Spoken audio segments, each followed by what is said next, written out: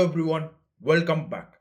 In this video, we are going to discuss some of the popular use cases of cloud workflows. So there are many use cases and the first one is service orchestration.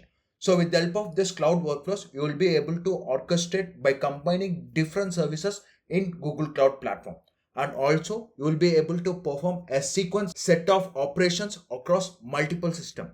For example, you can read data from cloud storage, transform it. Basically, you will be able to transform from XML to JSON or from text file to JSON or from text file to CSV or any type, any transformation you can do it and write it back to cloud BigQuery or cloud storage or wherever you want it. And all these operations will be successful once everything is completed.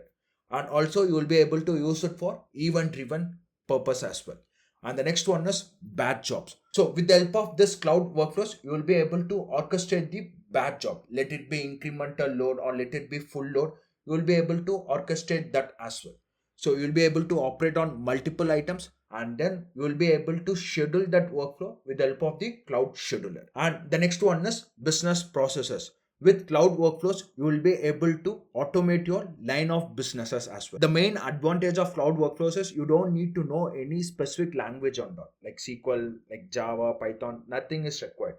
If you know how to encode the steps in a business process, that is including how where to read, which condition to apply. So if you know how to do that, if you know the actions on all, then you will be able to include that in the workflow and you will be able to execute it.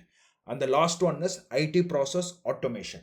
So you will be able to execute the managed set of service operations as well with the help of this cloud workflows. And it is very easily scripted sequence of Google Cloud Service operations.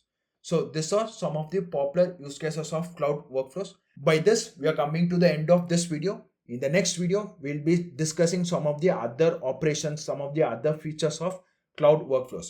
I'll see you there. If you